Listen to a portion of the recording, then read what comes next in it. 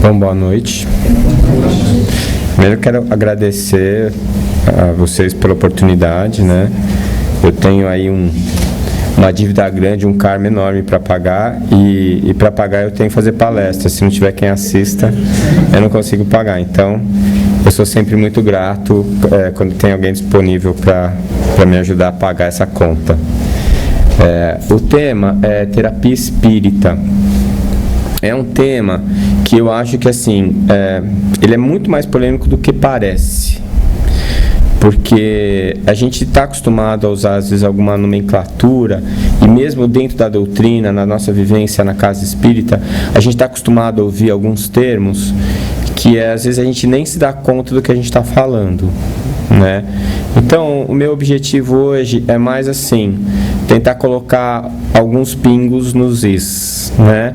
Tentar, ou pelo menos, discutir o assunto para a gente parar para pensar realmente o que é que a gente está querendo e o que é que a gente está buscando quando a gente vai para a casa espírita, né? Então, primeiro a gente tem que começar falando o que é terapia.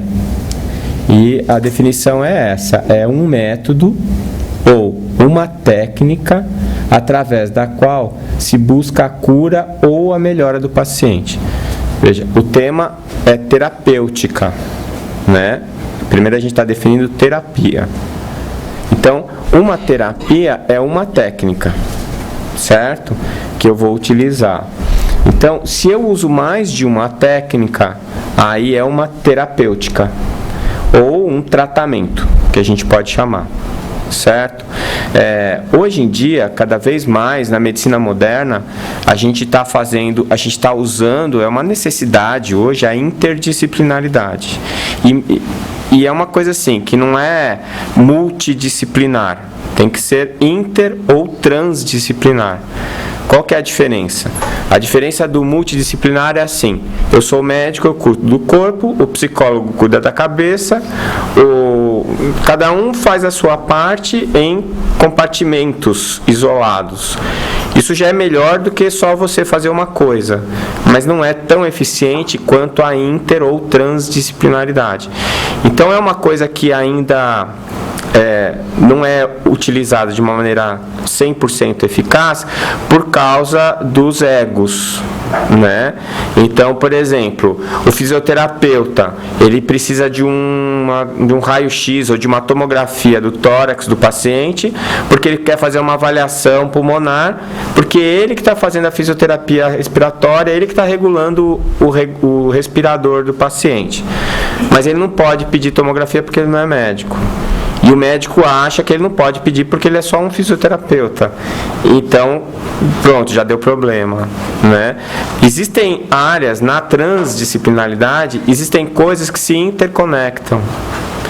E coisas que são feitas por mais de um profissional, né? Então, esse conceito, que é um conceito relativamente novo, ele é muito importante e ele vai reforçar, ele vai trazer uma potência muito maior para as terapêuticas ou tratamentos, né?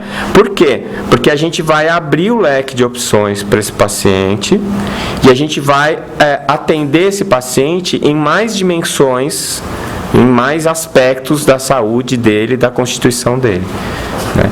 Isso é uma coisa que está acontecendo na medicina normal, mas é uma visão que é eminentemente a visão médico-espírita, né? Que a gente não vê o paciente como um corpo biológico. E o modelo médico que a gente aprende na escola ainda hoje é o modelo biomédico, que é o médico estudando a parte biológica e ponto final, né? Então, eu sempre digo assim, que é como se o paciente sentou na minha frente, o que eu estou vendo dele é só uma ponta, como se fosse a ponta do iceberg. É uma das partes do meu paciente, mas a maior parte eu nem estou vendo. Então, tudo está envolvido nisso, né? A parte biológica está relacionada com a parte psicológica ou emocional, que está relacionado com a parte social, que está relacionado com a parte ecológica, né? Porque o meio ambiente influencia a saúde, e está relacionado com a parte espiritual. Dentro desses 5 aspectos, o menos valorizado é o espiritual, e é o mais importante. O aspecto espiritual é o que determina, em última análise, inclusive a saúde biológica. Eu acho engraçado isso porque uma das coisas mais antigas e mais bem conhecidas da medicina é o efeito placebo. Vocês sabem o que é o efeito placebo? Eu te dou uma pílula de farinha, digo para você que é um medicamento potente, você toma a pílula de farinha e fica bom. Alguns estudos de placebo são assim, assustadores. Tem um trabalho que eu li faz uns 2 anos mais ou menos. Eles fizeram cirurgia placebo para corrigir doença de Parkinson. Só que a doença de Parkinson tem uma queda importante de um neurotransmissor chamado dopamina. Quando você vai tratar o paciente com Parkinson, você dá essa dopamina para ele. Então, eles estavam querendo fazer um teste de implantar células-tronco no cérebro desses pacientes para ver se corrigia o Parkinson. Aí, eles fizeram da seguinte maneira: eles pegaram um grupo de pacientes, os pacientes iam para o hospital, eram anestesiados, era feita a incisão. Depois da incisão pronta, eles eram sorteados, eram randomizados. Quem recebia as células-tronco e quem não recebia. Aí era fechada a cirurgia e eles iam para o pós-operatório. O neurologista que fazia o acompanhamento pós-operatório não sabia de que grupo era o paciente, nem o paciente. É o chamado duplo cego, né? O paciente não sabe para que grupo ele foi e nem o médico está fazendo a avaliação. Bom, a primeira pergunta do questionário do neurologista era: você acha que você recebeu a célula-tronco ou que não recebeu? Era a primeira pergunta. No final do programa, o neurologista descobriu, que estava fazendo o pós-operatório, que mais ou menos metade dos pacientes tinham parado de tremer. O resultado maravilhoso, porque ele estava analisando um grupo que metade não tinha recebido e metade tinha. E ele foi na ficha e percebeu que 100% dos pacientes que achavam que tinham recebido as células-tronco tinham parado de tremer. Pronto, resolvemos o problema da Parkinson, não é? As células-tronco vão curar o Parkinson.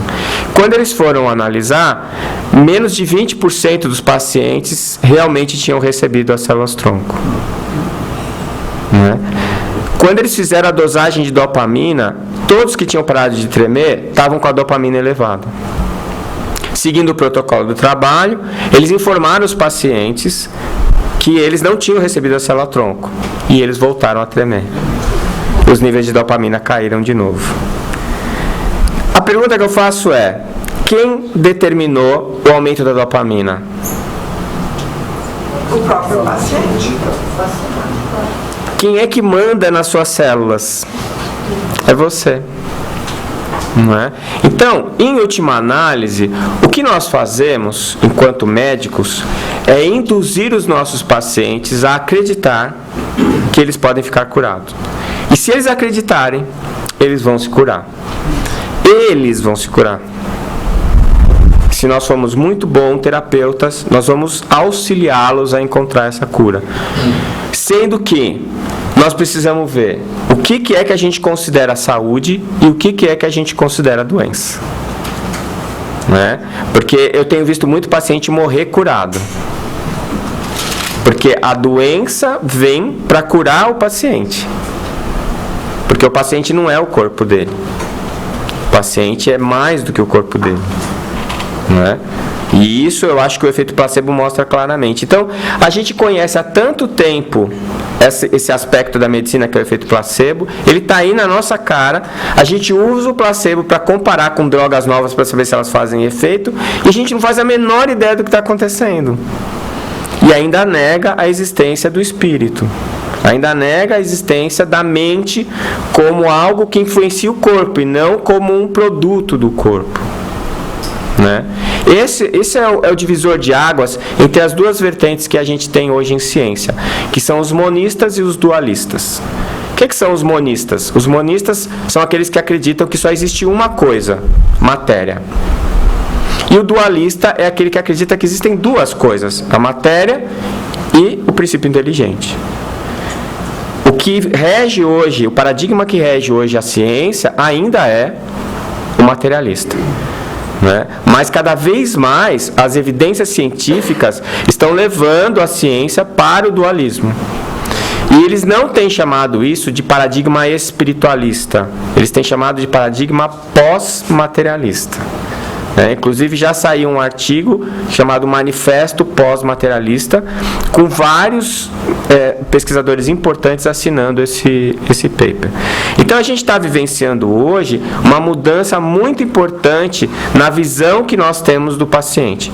Quanto tempo isso vai demorar para chegar na ponta da corda, que é quando você sentar na frente do seu médico para conversar com ele, eu não sei te dizer quanto tempo vai demorar. Mas é inevitável que aconteça. Né? É inevitável. Com a velocidade com que as coisas estão acontecendo hoje, eu imagino que isso vai ser mais rápido. Né? Na época que eu fiz faculdade, não vou dizer quanto tempo faz, a gente tinha os livros que a gente estudava, porque era livro ou nada, não tinha internet, não tinha essas coisas. O livro que a gente estudava em português era umas 4 ou 5 edições para trás, porque demorava para traduzir os livros do inglês para o português. Então a gente aprendia espanhol, porque era mais fácil do que ler em inglês, e lia em espanhol, que os livros tinham uma defasagem muito menor em espanhol do que tinha em inglês. Né? Hoje em dia, sai uma edição nova ali, primeiro que todo mundo está falando todas as línguas, né? Você já baixa pela internet e já está lendo o livro. Né? Então as coisas estão indo muito mais rápido, a informação ela se espalha mais rápido, eu imagino que a gente vai ter um efeito mais rápido. Né? Então, com o tratamento, a gente espera alcançar a cura. O problema é, o que é cura? O Dr. Kenning, aqui da Universidade de Duke, ele fez um trabalho interessante quando eles estavam pesquisando prece. Pesquisar prece é uma coisa muito complicada, porque assim, o que você vai pesquisar? O número de palavras, o tempo que você ficou rezando, né? O que você vai pesquisar? Tem que pesquisar a vontade de quem reza, não é assim? Como é que você mede isso? Difícil. E outra coisa, vamos supor, eu vou estudar prece e eu divido esse auditório em duas metades. A metade de lá não vou rezar, a metade de cá eu vou rezar. Eu pego um grupo e vai todo mundo rezar para esse pessoal aqui. O pessoal de ali não vai receber prece, certo? Ninguém aí tem mãe, ninguém vai rezar para vocês. Tem que mandar, avisa que não é para rezar para mim, porque eu estou no trabalho científico. Percebe como é complicado isso? Então, assim, os trabalhos que medem a prece, o paciente fazer prece, ele rezar por ele, não tem mais dúvida de que tem um efeito muito positivo. E isso já já tem trabalho mostrando, é uma evidência já bem estabelecida. Na prece intercessória, que é você rezando para o outro, já é complicado. Eu acho que uma dica boa, e o pessoal já percebeu isso, é, por exemplo, rezar para planta, rezar para animal, e tem funcionado, mesmo à distância. Né? Só que assim, dentro desse estudo de prece intercessória, foi feito um estudo em pacientes internados em UTI, pacientes muito graves internados em UTI. E eles fizeram exatamente isso. Eles dividiram em 2 grupos esses pacientes, e era uma característica de uma UTI de pacientes terminais, né? Eu não gosto muito dessa palavra, mas é terminando o ciclo de vida deles, dessa encarnação. E eles fizeram um grupo de prece, rezaram para a metade, para a outra metade não rezaram para ver se dava diferença. Deu uma diferença estatística grande. O pessoal que recebeu prece morreu mais do que o que não recebeu prece. Conclusão da pesquisa: por favor, não reze por mim. Né? A pergunta que eu faço é o seguinte: não funcionou ou funcionou? Funcionou. Isso se chama nexo causal. Quando você vai fazer uma pesquisa e você está querendo ver se uma coisa funciona ou não, você está aplicando um nexo causal que é seu. em cima do que você espera que vá funcionar ou não. E no caso aqui, como nós somos materialistas e mesmo nós espíritas, ainda a gente está mais preocupado com o corpo do que com o espírito, não é? A gente não quer... O espírito é eterno, uma hora eu dou um jeito, né? O corpo não. Agora está ruim, está doendo, eu quero resolver, né? Então está todo mundo atrás de milagre, quer que alguém ponha a mão em cima e pare de doer. Não sei vocês aqui, eu estou me confessando, comigo é assim também. Então você vai no centro, estou com uma dor de cabeça, não tem alguém para me dar um passe para passar minha dor de cabeça? Não acho ruim isso, mas é que, né? É isso que a gente está atrás, né? A questão espiritual é essa. Então, esse nexo causal, ele vai além. Então, muitas vezes, o paciente morrer mais rápido é um bom resultado, sim. Porque ele não tinha nenhuma perspectiva de sair, estava lá sofrendo e morreu. Né? Então, isso também é uma coisa que tem que ficar clara quando a gente vai analisar o resultado da terapêutica. Né? Porque a gente tem uma visão muito limitada do que está acontecendo. E às vezes, aquele paciente que teve aquele câncer e desencarnou por causa do câncer, ele demorou umas 5 encarnações para chegar lá e poder ter o câncer. Você sabe que eu tive essa visão? Lá em Santos tinha uma instituição que só atendia paralisia cerebral. Os pacientes mais graves. Tanto que eles não eram pacientes internados, eles eram adotados pela instituição. Então eram crianças que tinham sido abandonadas, todas com lesões muito graves. E assim, era até meio chocante entrar lá, não era todo mundo que conseguia, porque era um circo de horrores, né? Ali, era bem complicado. E era uma instituição espírita. E todo mundo falava assim, esse espírito deve ter feito... Nossa, imagina o que ele fez na outra encarnação para estar desse jeito. E eu pensava assim, só ele? Uma vez eu estava diante de um pacientinho desse que tinha uma alteração motora muito importante, mas ele tinha uma cognição muito boa, ele conseguia interpretar muito bem o que estava acontecendo ao redor dele.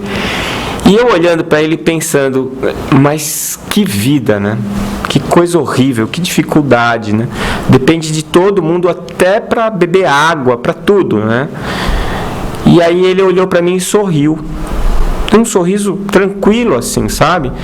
E eu pensei, meu Deus, a diferença entre eu e ele é que ele já pode passar por uma experiência dessa. Acho que eu nem me imagino passando. Então eu parei para pensar que às vezes a gente olha para o outro que está passando a dificuldade e fala, coitado.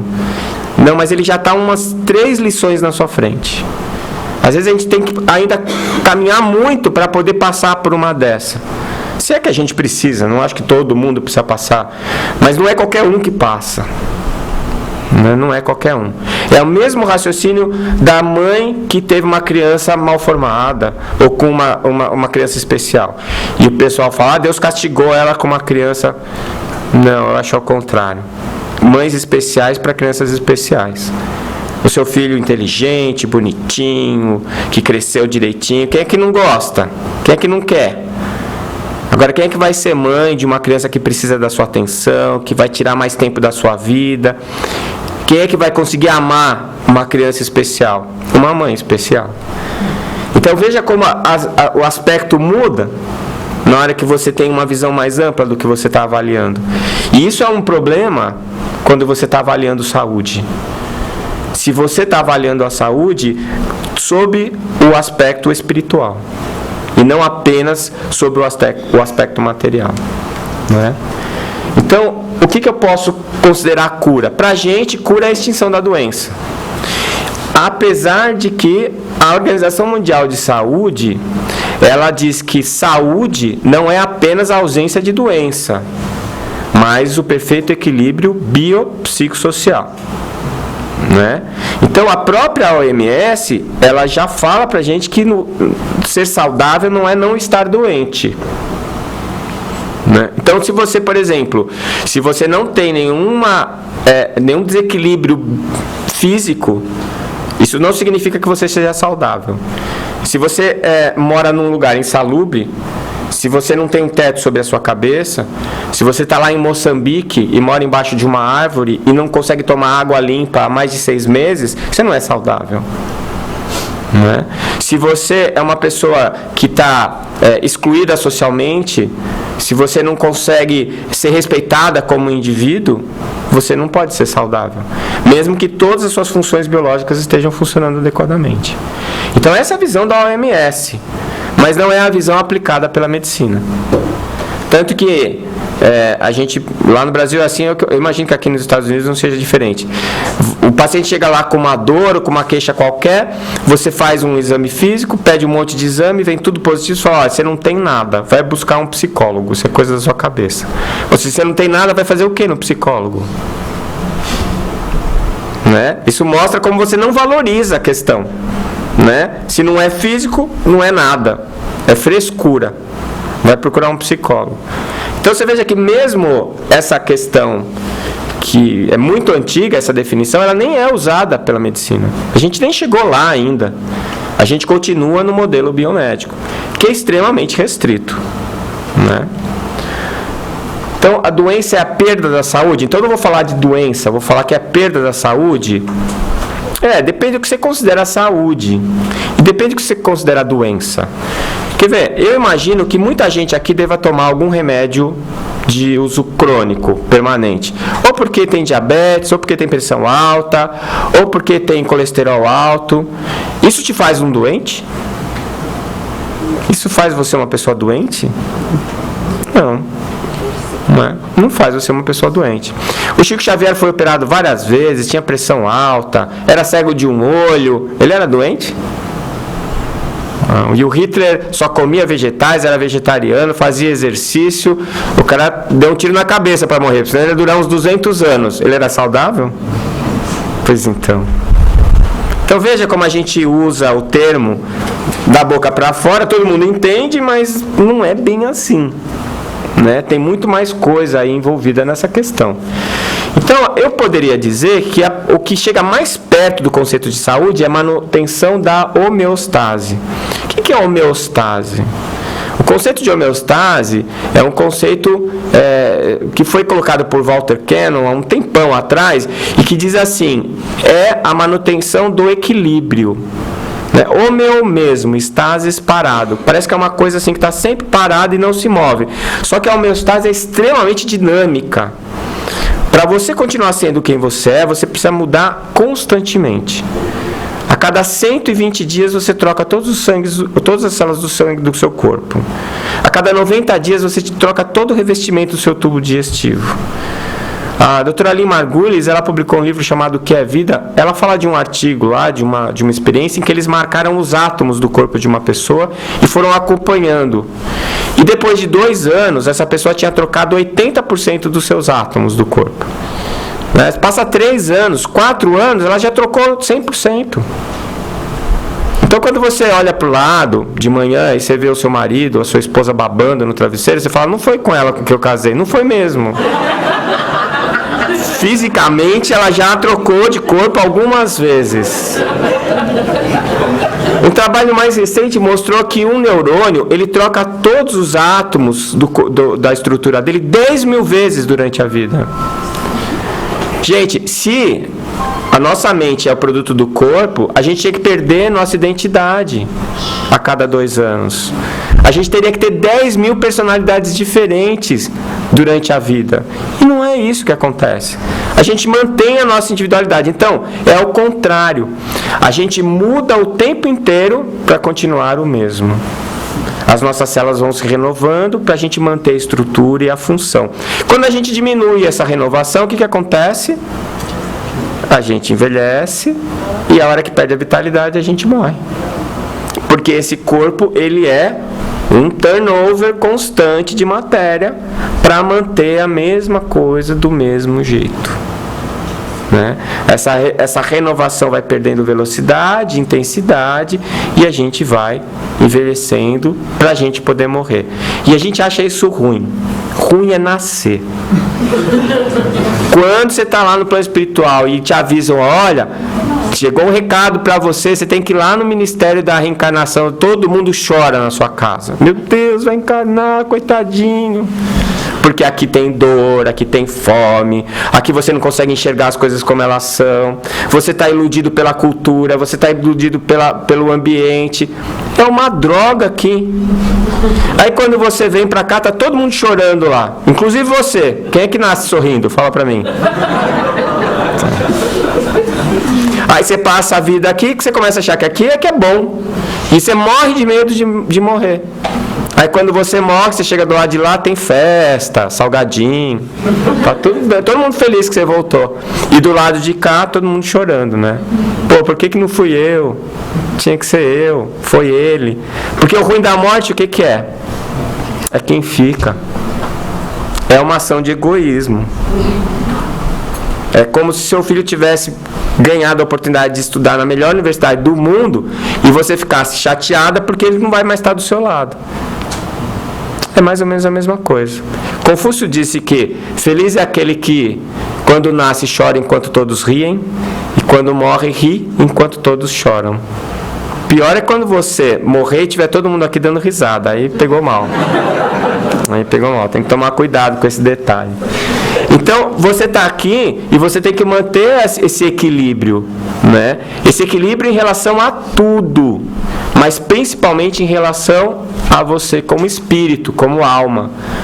Porque pensa bem, quando você está bem com você mesmo, tanto faz se você está gripado, se você não está, se deu uma tosse, se bateu o pé. Você sente a dor, você suporta de uma maneira muito mais agradável, muito mais tranquila, se você estiver bem com você mesmo.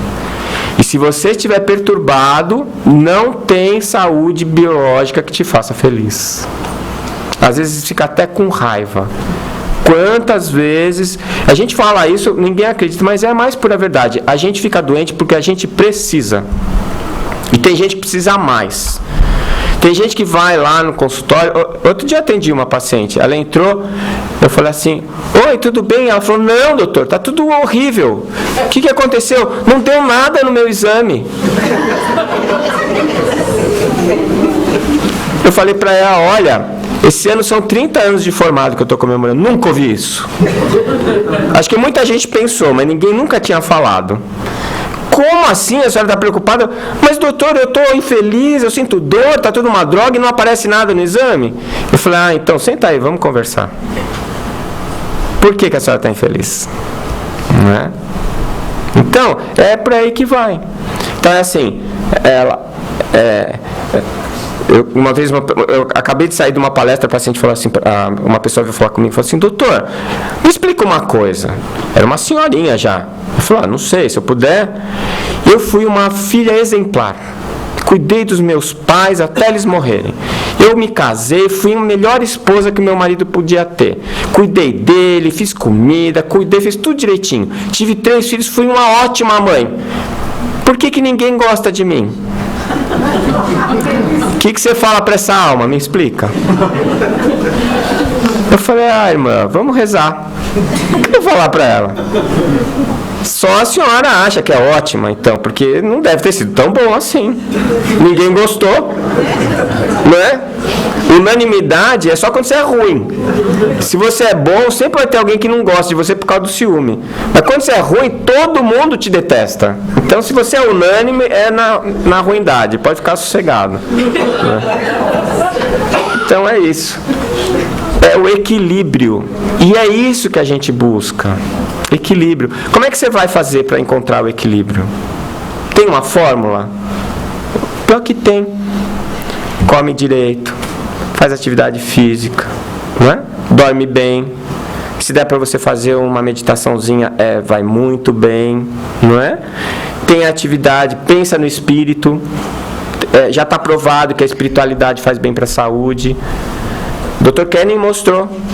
Quem acredita em Deus, ou quem tem uma espiritualidade intrínseca, não interessa fazer externamente nenhum culto, nenhuma... Isso não faz diferença. O que faz diferença é o que a religião faz no seu coração, não o que você faz na religião, né? Aí você vai viver, em média, 7 anos mais, você adoece muito menos, 6 vezes menos, e quando adoece, recupera muito mais rápido que o resto da população. A indústria farmacêutica está tentando produzir um monte de artigos para dizer que isso é a maior mentira do mundo. E os planos de saúde, as seguradoras estão patrocinando todas as pesquisas para provar que isso é verdade. Por que será, né? Porque acreditar em Deus é de graça. E vai dar menos trabalho para eles. Porque você vai adoecer menos, vai gastar menos no hospital. Não é? E vai ficar ainda mais 7 anos vivendo para pagar eles mais 7 anos, sem ficar doente. Tudo de bom, né? Vamos rezar, então. Aí já estão até abrindo uma capelinha lá na Unimed, lá no Brasil, que é para o pessoal ir rezar lá. Mas é a busca do equilíbrio. Agora, é fácil? Não é fácil. É muito complicado. Apesar da gente saber muita coisa, a gente não consegue pôr em prática. Aliás, o grande problema que eu vejo é esse. Né? Voltaire que disse que era 1% de inspiração e 99% de transpiração. Né? Não sei se foi ele que disse isso, mas acho que é. O 1% de inspiração acho que a gente já tem. Se você lê o Livro dos Espíritos e entendeu e se tocou com aquilo, acabou o 1%. Agora os 99% é para pôr em prática. É complicado, gente. Porque é igual fazer exercício, né? O que é bom de correr? Alguém corre aqui? Eu aprendi a correr. Qual que é a parte boa de correr? Quando termina. Você toma aquele banho, você fala, graças a Deus, já foi. Não é, mas vamos ser honestos, pessoal. Não é assim? Academia é a mesma coisa. A parte boa da academia é você falar, eu já fiz. Né? Depois você enche o peito para falar, porque você sabe quanto custa levantar para ir lá. Ou quem gosta de fazer no final do dia, depois trabalhar o dia inteiro ainda ir lá. Que é bom, você se sente melhor, mais disposto. Mas é ruim porque exige esforço, né? E a gente não gosta de esforço. Não gosta. Né? O leão faz o quê? O leão dorme o dia inteiro. A leoa que caça para ele. Quando ele tem que levantar para caçar, quando não está funcionando. E aí ele come, deita e dorme de novo. Até... Então, hoje, quem estava falando isso era o Varela, né? O Drauzio Varela, que é o médico brasileiro. Que nas espécies todas você só se mexe para comer e depois você para. Né? Só que pra gente, no nosso modo de vida, na nossa civilização, não é mais assim. Então a gente tem que trabalhar, tem que mexer o corpo. Né? Então, quando é que você pode dizer que você está em equilíbrio? Bom, a gente tem esse conceito de ser trino. O ser trino é um ser composto de 3 partes. Nesse momento, todos nós somos compostos por 3 partes. A primeira é o corpo físico, que é esse que a gente conhece bem, conhece até a estrutura molecular, é aquele que a gente sabe tratar os seus desvios. Tem o energético, que é o perispírito, que é matéria também. Né? O Einstein mostrou isso. E é igual a mc ao quadrado. O que é E? Energia. É igual a M. O que é M? Massa. E o que separa energia de massa? O igual. Então energia e massa é a mesma coisa. Ou seja, matéria e energia são a mesma coisa. O que é que diferencia as duas? A velocidade, que é o C. Velocidade da luz ao quadrado. Então, o que a gente já sabe é isso. O nosso corpo físico é uma energia que está congelada. É luz coagulada. Energia é matéria que está vibrando a menos de 300 mil km por segundo. E a parte energética do nosso corpo, o perispírito, é a matéria quintessenciada, como chamou Kardec, ou matéria espaço-tempo negativo, como tem chamado o Dr. William Tyler aqui nos Estados Unidos, com um desenvolvimento teórico de fórmulas matemáticas muito interessante. De qualquer maneira, é a segunda parte. E essa segunda parte se mantém mesmo quando você não tem a primeira. Não é? Ela gera a segunda parte. E a terceira parte, que é a espiritual, é a sua essência. É onde está a sua identidade. Né? A sua alma.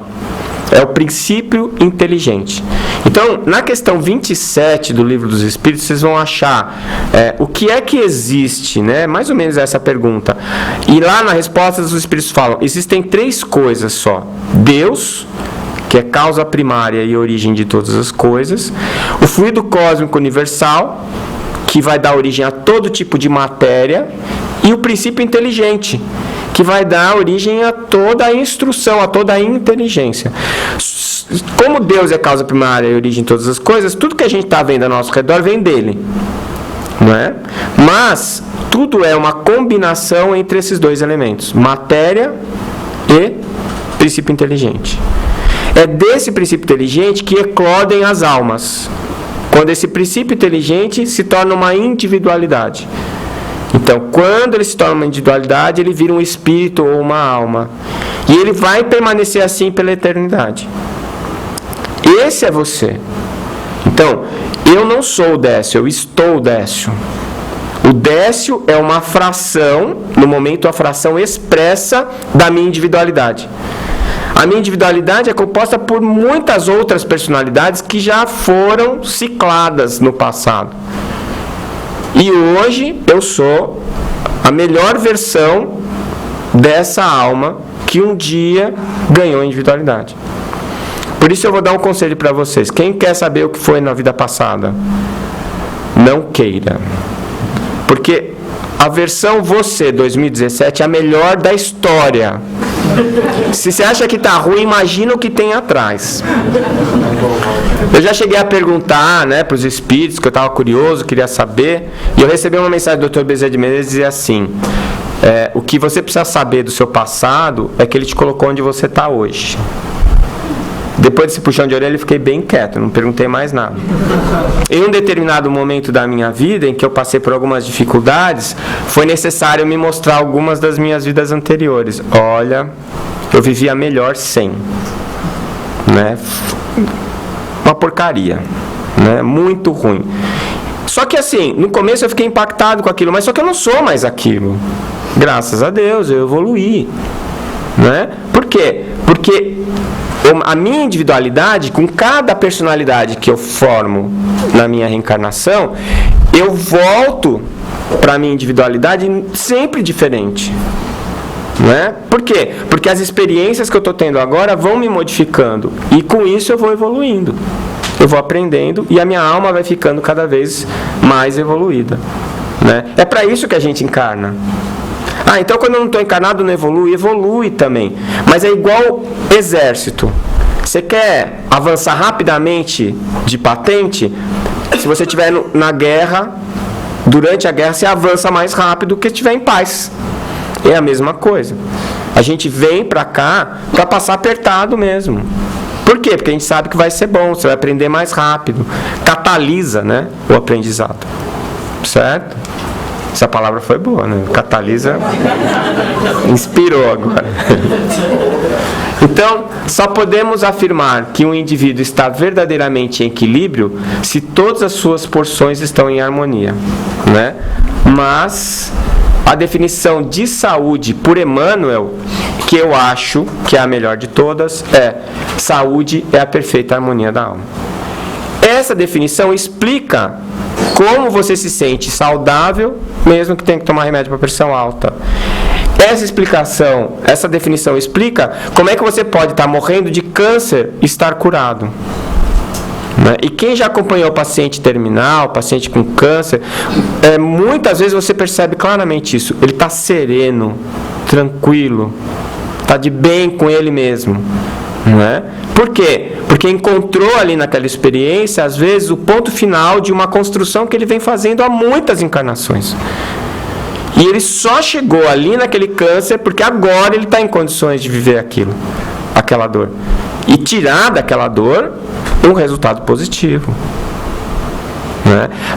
Apesar de a gente falar da lei de ação e reação, muita gente confunde com lei de Talião. Não é isso. Se alguém vira um tapão na sua cara e você vai reagir e falar assim, o universo explica por reação, e você vira um tapão na cara dela, ela vai parar e falar assim, puxa, doeu, nossa, mas eu dei o tapa nele, então agora, obrigado que você me deu o tapa de volta, agora eu aprendi que não vou mais bater em ninguém. É isso que acontece? Não. Vocês vão rolar no chão os dois, Então a lei de Talião não é assim, não funciona na verdade.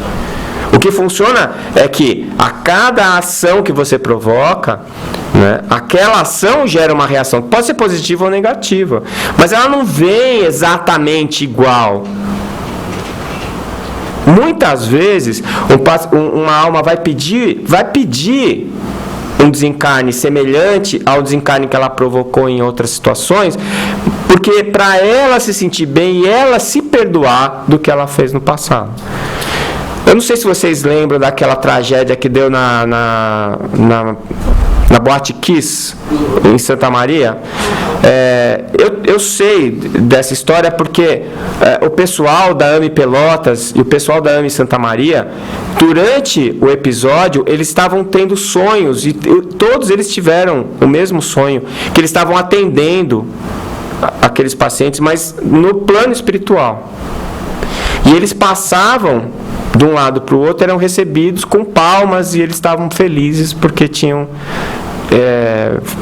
desencarnado daquele jeito. Então, a história, não sei se vocês já souberam, né? Assim, o que matou eles não foi o fogo, foi o gás provocado pela espuma, e era o mesmo gás que era usado nos campos de concentração.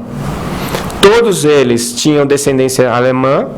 Os corpos foram depositados, não tinha espaço no ginásio da cidade, como se todos empilhados, como era na época do campo de concentração, e foi meio inevitável que se pensasse nisso. Mais tarde o pessoal foi descobrir que era o dia que se lembrava do Holocausto no mundo. Foi o dia que aconteceu a tragédia. E o pessoal que viu eles no plano espiritual, eles vindo, sendo recebidos como vencedores, e que não eram os que mandavam, mas eram os que faziam, e se sentiam culpados, e para eles não se sentirem culpados, para eles se perdoarem, eles passaram pela experiência. É quase uma opção, não é assim, Deus vai te punir, você vai, já que você matou todo mundo com gás, eu vou te matar com gás, que é para você ver como é bom. Não é isso, não é isso. Porque se você dá um tapa no outro ou te vira o tapa de volta, não vai gerar aprendizado nenhum, né? Isso é reagir. Por isso que o reacionário é alguém que apenas reage, ele não pensa, ele apenas reage. O que a gente precisa é agir, não reagir. A gente precisa estudar a força, entender o que aconteceu, para agir e anular aquela pressão que você gerou com a ação negativa que você provocou, não é? Então, o que é o tratamento convencional? É o tratamento físico. O que a gente faz? Cirurgia, alopatia, radioterapia, fitoterapia, né? São os elementos que a gente tem usado. Eu sempre falo que o cirurgião ele faz terapia de obstrução.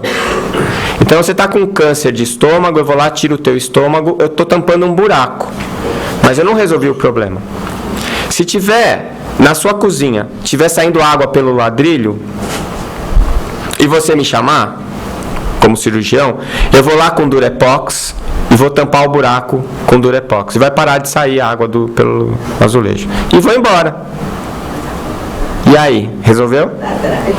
O cano vai continuar vazando e um outro lugar vai furar. Você vai me chamar de novo, eu vou botar o Durepox no outro buraco.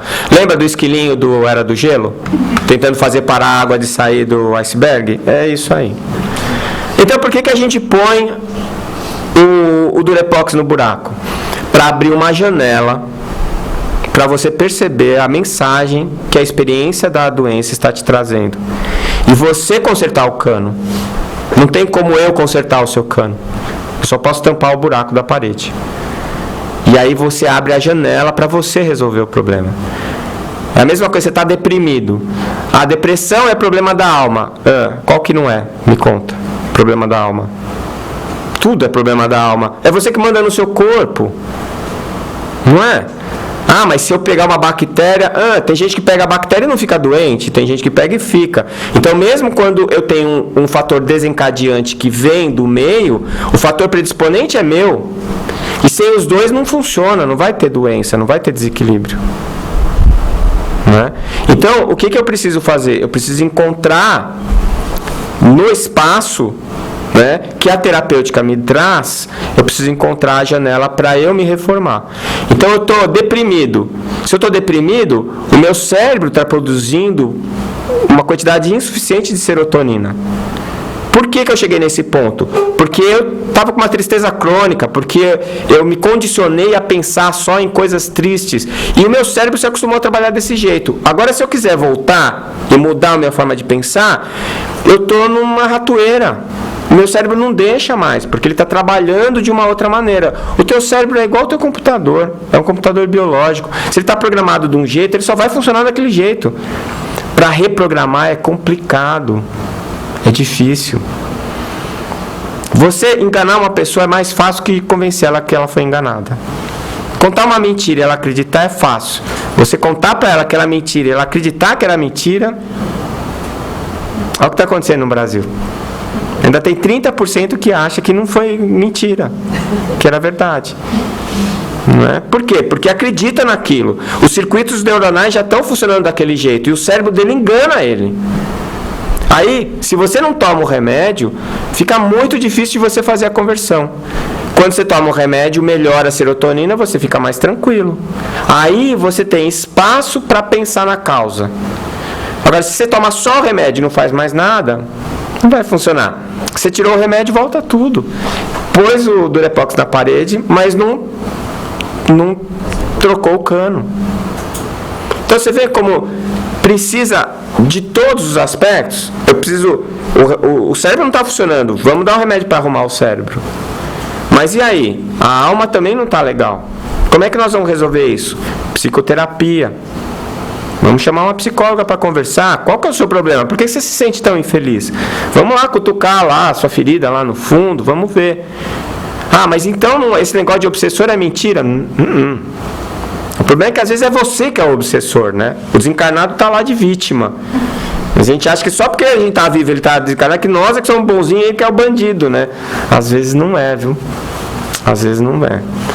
Teve uma vez na mesa mediúnica que o espírito falou: não aguento mais esse cara. Faz 200 anos que eu estou preso nele. Ele não me deixa ir embora. É sempre uma associação, né? É uma sociedade. Então, se você está triste, está deprimido e você está mal, você vai trazer companhias espirituais e que também vão ficar reverberando aquilo. Fica mais difícil. Se você vai numa reunião de obsessão, você faz tratamento espiritual, também vai te ajudar. Então, onde que nós estamos agindo?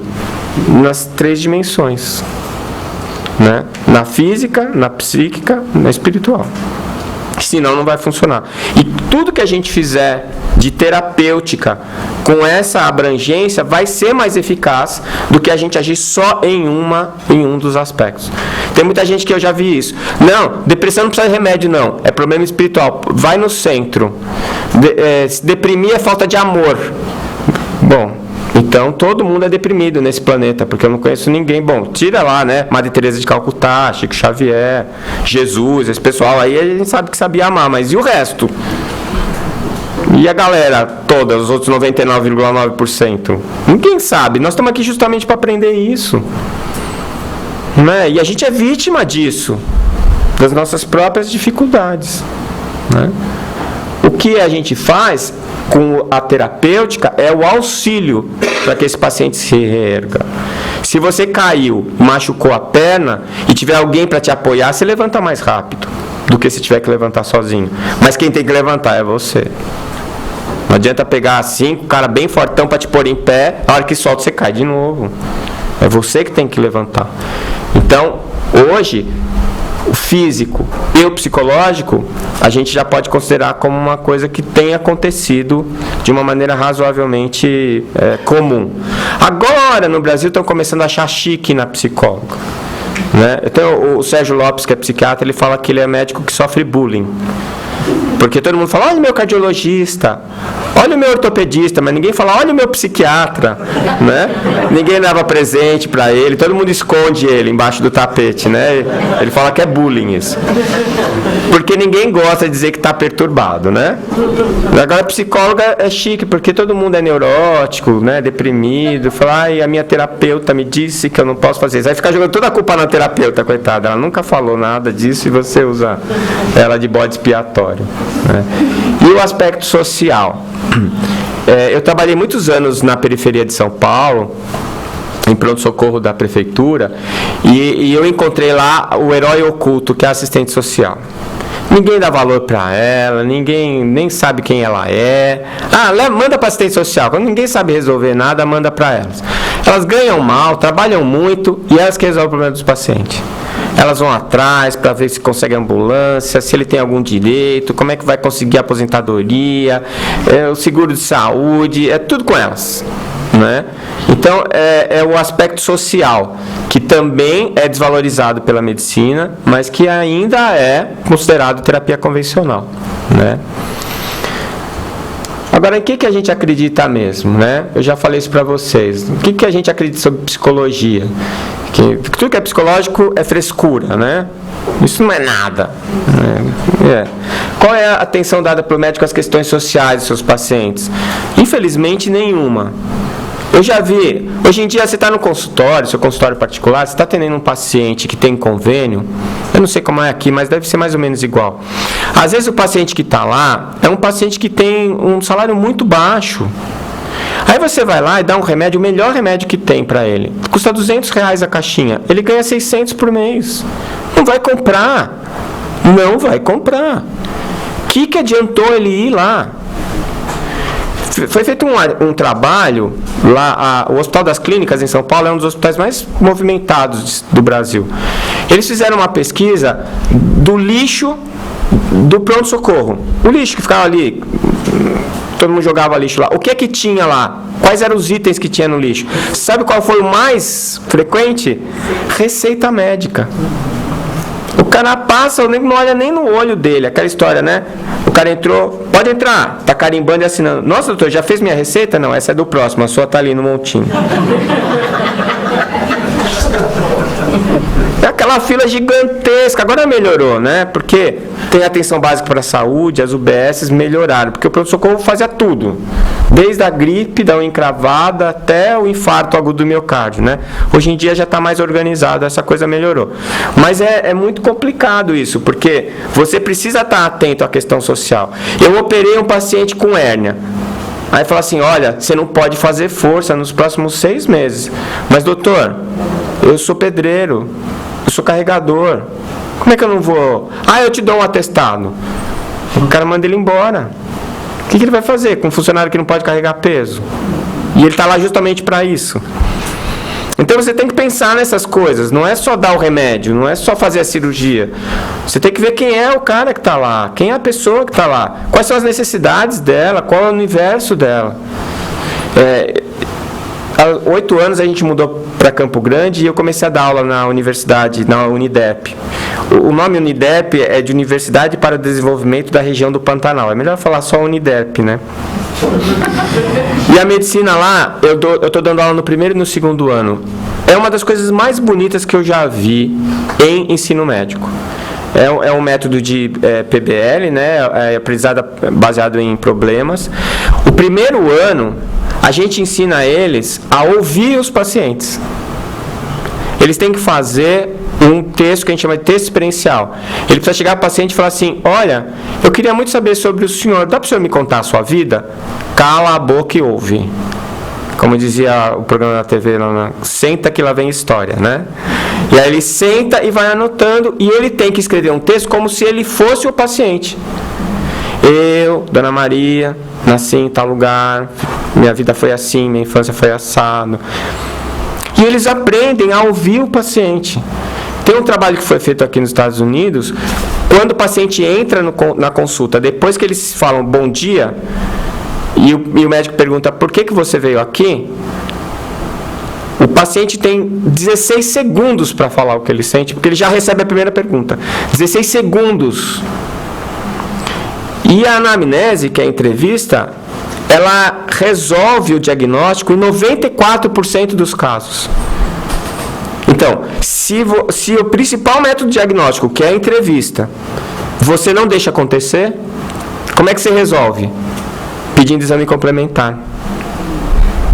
Você não ouve o paciente, não examina o paciente e pede um monte de exame complementar. E aí você espera que no laudo venha o diagnóstico. Agora eu estou fazendo exame complementar, eu não opero mais, eu estou fazendo endoscopia. Quando eu estou fazendo endoscopia no paciente que foi mandado para mim, eu estou vendo aquele paciente só naquele momento. A minha condição de fazer um diagnóstico dele é muito menor do que a do médico dele. Só que o médico dele está terceirizando o diagnóstico para mim. Está errado. Aí a gente ainda faz uma anamnese, pergunta, mas eu tenho ali, é o tempo do anestesista fazer o propofol e ele dormir. Eu tenho ali 2, 3 minutos, é mais que 16 segundos, vamos lá. Mas ainda não é bom, não está bom ainda. Então, eu estou muito feliz de estar lá na Unidep, porque eu não sei se eles vão levar isso adiante, porque é no primeiro ano, né? Mas pelo menos eles estão aprendendo a ouvir. Né? Rubem Alves, que foi um médico, poeta brasileiro, muito bom, eu sou fã dele, ele disse uma vez que no mundo tinham muitos cursos de oratória e nenhum de escutatória. Pois lá na Unidep a gente fez nosso curso de escutatória lá para os nossos alunos. Né? Então, o que é complementar? Se essa daí é a tradicional, convencional, o que é complementar? A complementar é aquela que vai complementar a convencional. Na minha cabeça, todas são complementares. Então, se eu for pensar na transdisciplinaridade, não tem uma que é principal. Mas, nesse momento, já está bom a gente pensar nisso. Não é alternativa. Porque o que é alternativa? É uma ou outra. Não é isso que a gente quer.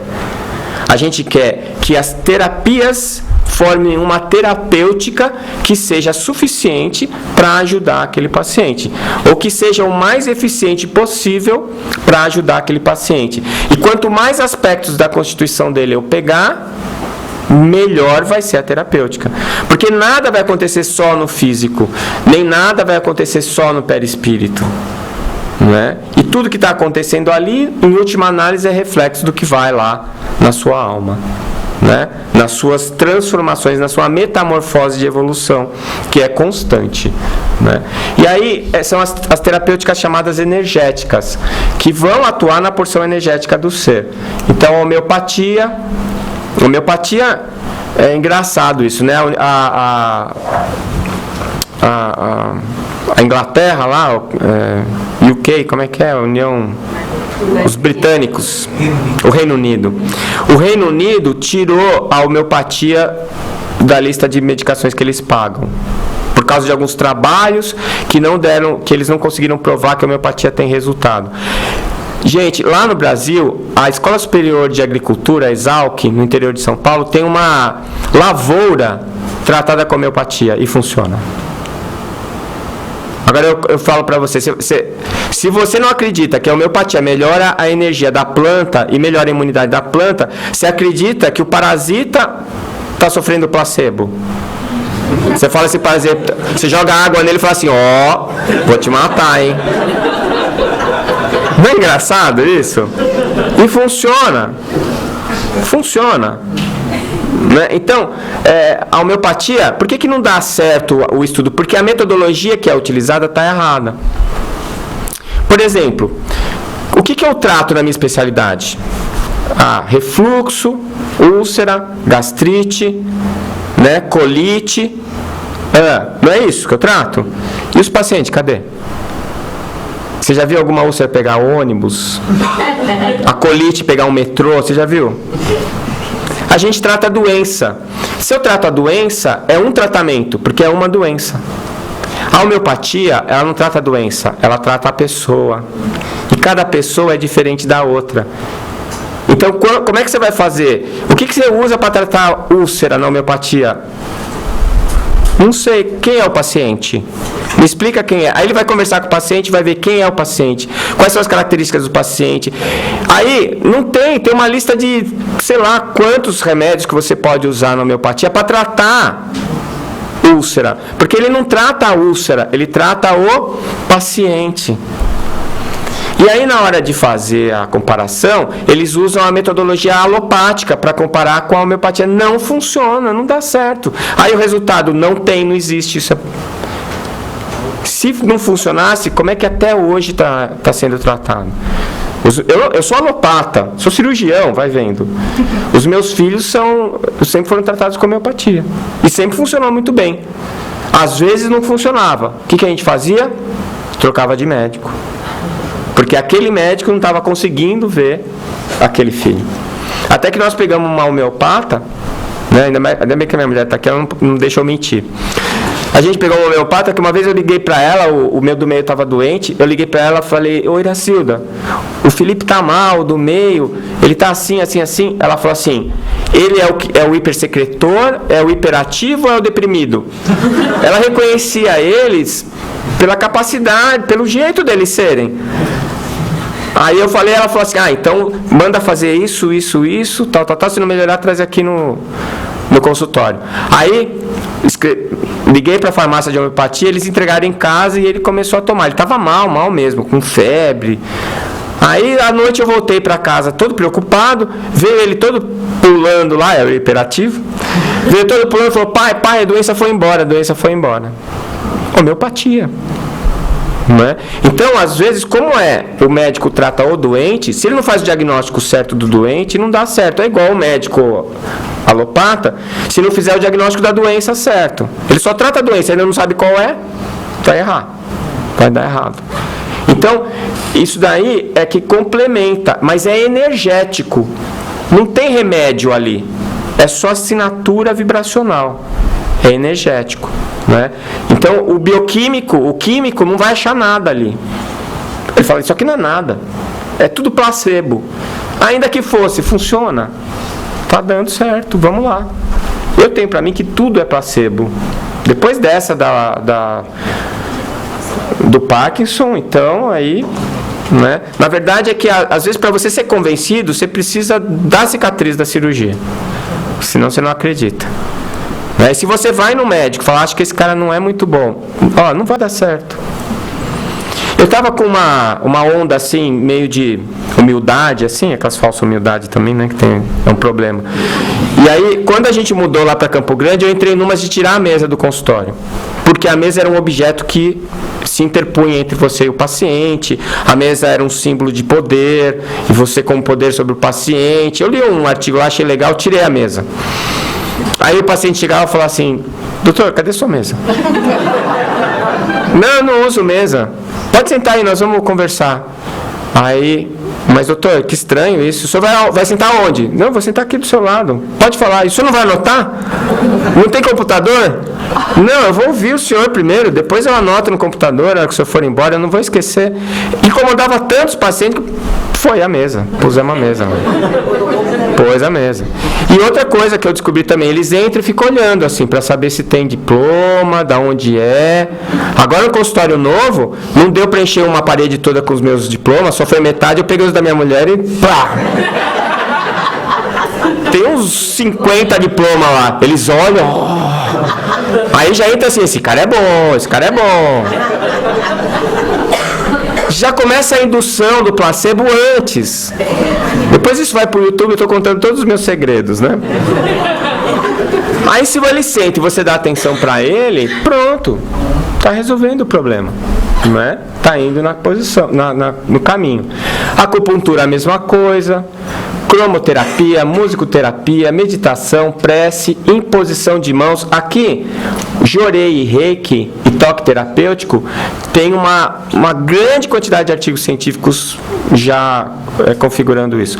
No congresso de 2006 da AME veio a Dolores Krieger, a enfermeira que começou com toque terapêutico.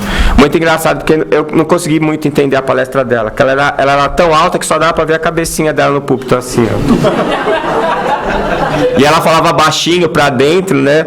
Foi difícil, mas admirável aquela mulher, né? Eu nem sei se ela está encarnada ainda. O Reiki, o Jorei, tem muito artigo científico sobre isso. Agora, o passe espírita, nós estamos começando a estudar agora. Nós estamos começando com um trabalho multicêntrico no Brasil. O Departamento de Pesquisa da AME Brasil está fazendo isso. Não vai dar um resultado ruim, não é? O Jorei, o Reiki, o toque funcionam, vai funcionar também o passe, né?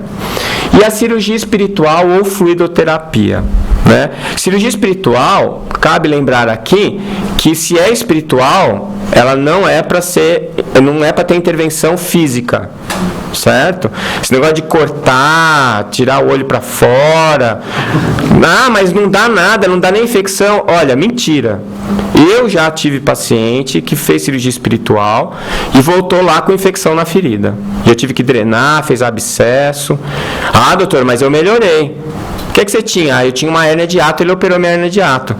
Ah, tá. E ele te deu alguma coisa? Ah, ele me deu esses remédios para eu tomar aqui.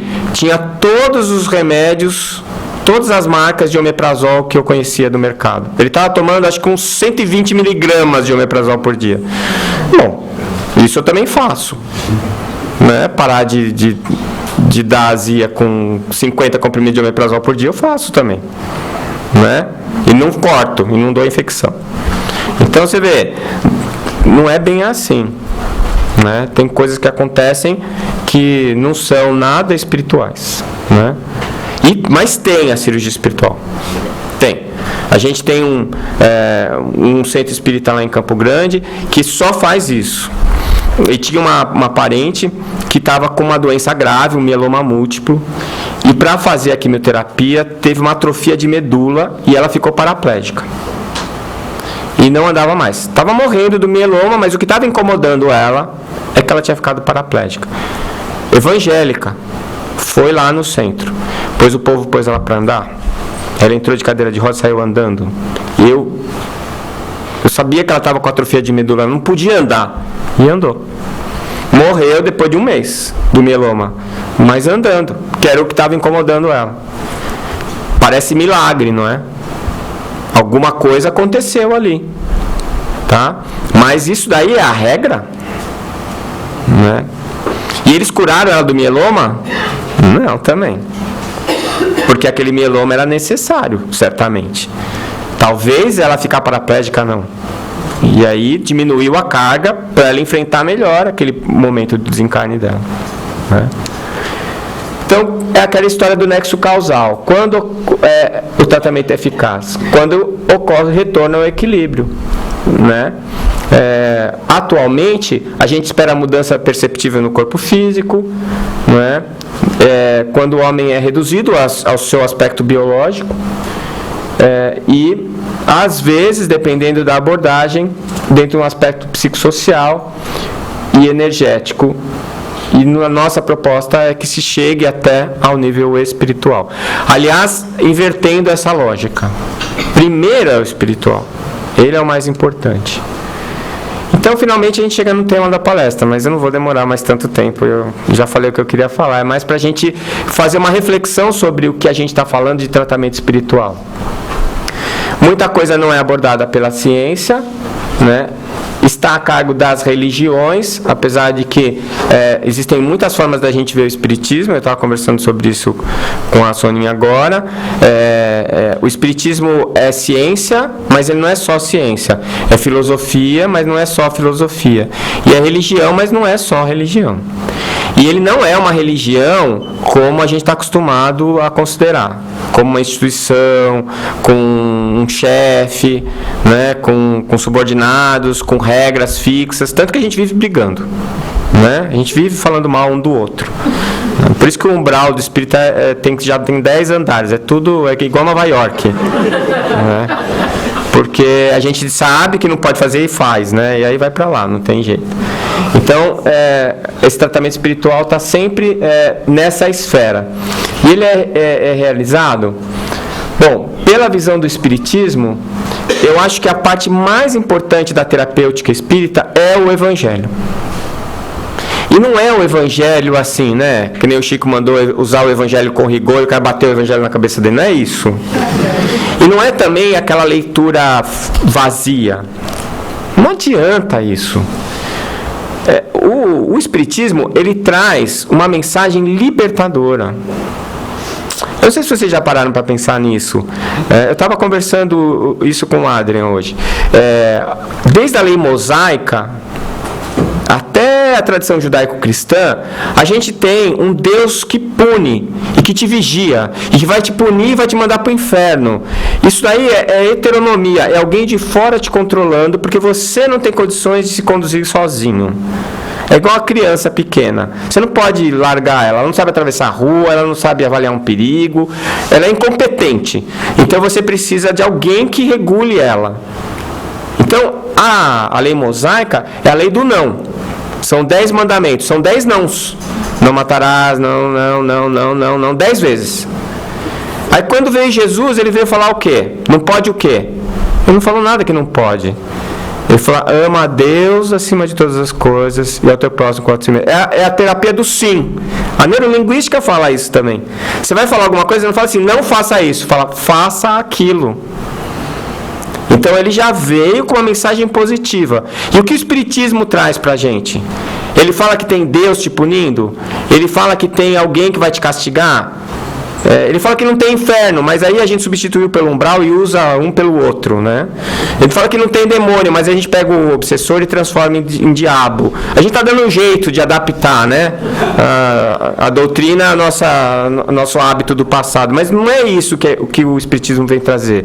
O que ele vem trazer, ele vem dizer o seguinte: sabe quem vai te julgar? Você. Sabe quem faz você sofrer quando você pisa na bola? Você. Porque a sua culpa é que te faz adoecer. Ele diz assim, não se sinta culpado, se sinta responsável, corrige o erro, vai atrás do prejuízo que você causou. Porque não tem ninguém querendo te punir, ao contrário, ele está querendo te salvar, te orientar. É igual a ovelha que está lá caminhando, daqui a pouco bate o cajado na cabeça dela, ela deve pensar assim, pô, esse cara só me persegue, o que ele quer comigo? Só que ela estava caindo no precipício. E a cajadada que ele deu na cabeça dela fez ela voltar para o bando. E ela não caiu no precipício.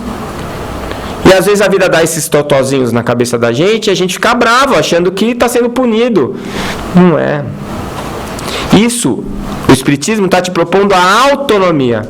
Ninguém está lá para te regular. É você, é a sua consciência.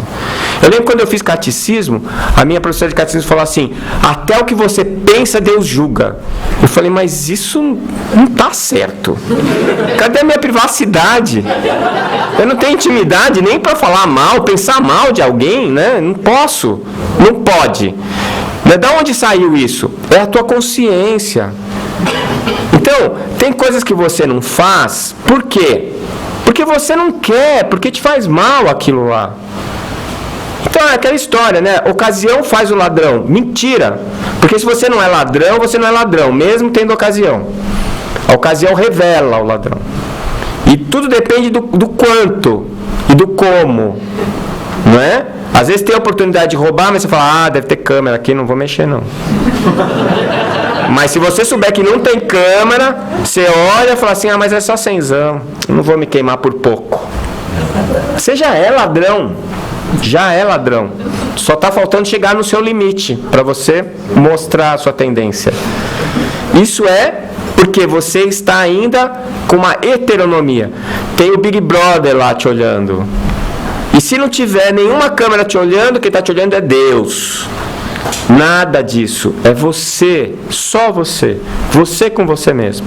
E quando nós formos realmente autônomos, não vai precisar de polícia, não vai precisar de governo, não vai precisar de disciplina, de hierarquia, nada disso. Por quê? Porque cada um vai saber o que pode e o que não pode fazer. Cada um vai saber o seu lugar, a sua ação, o que você é capaz, o que você não é capaz. E o Evangelho mostra isso. É o Evangelho que está trazendo isso para a gente. Só o Evangelho já resolvia todos os nossos problemas. Só o Evangelho já resolvia todos os nossos problemas. E, infelizmente, em muito centro espírita, na hora que está se falando do Evangelho, está todo mundo conversando, porque o povo vai lá só para tomar o passe.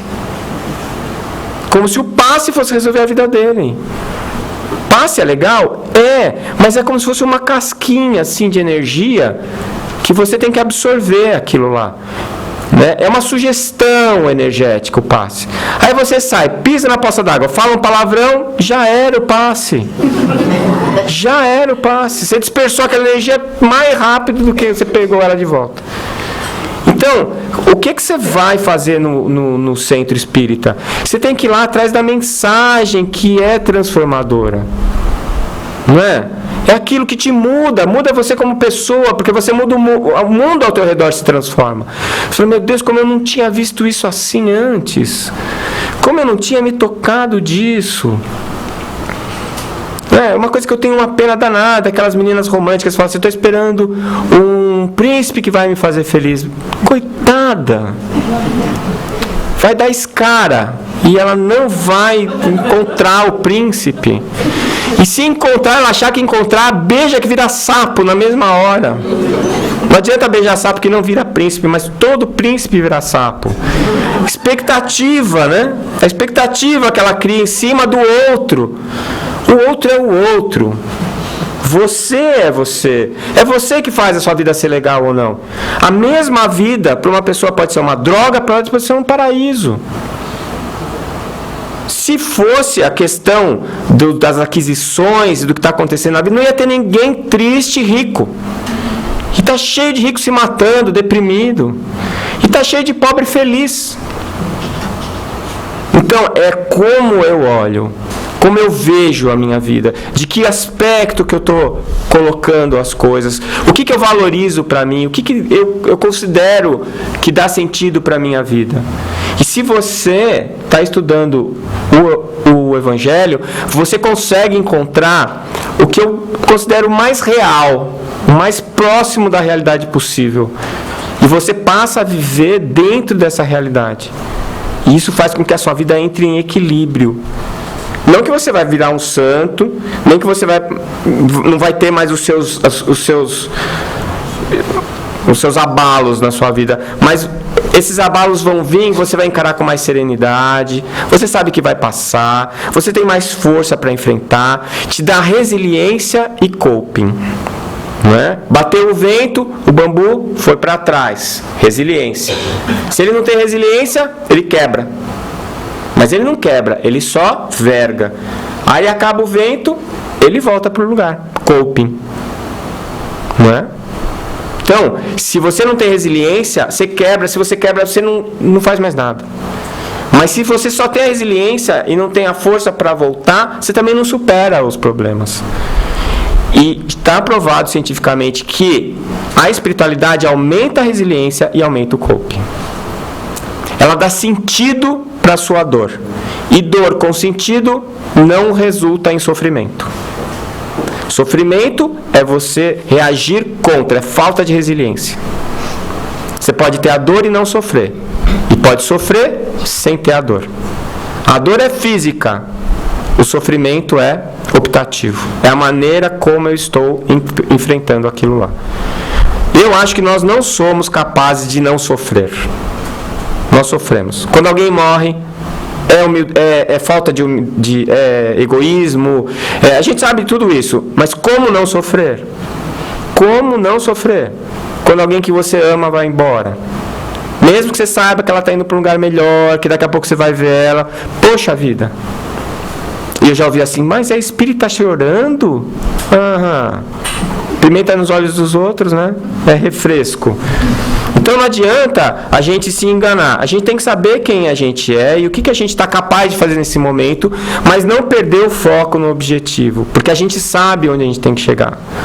Isso é fundamental, né?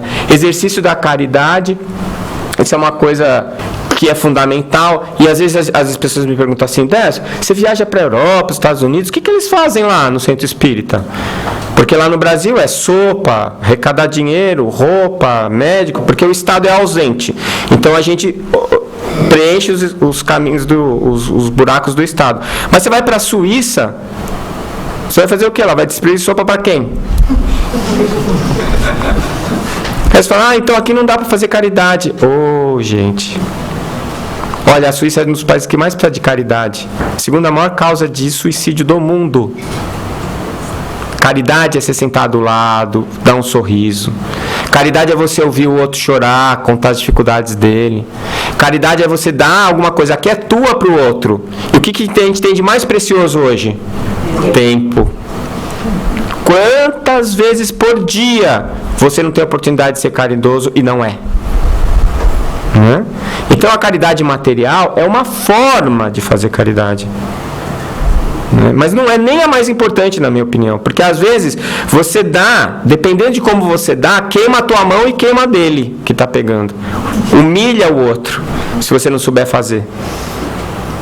Agora o amor, a atenção, o tempo, isso daí nunca vai dar errado, não é?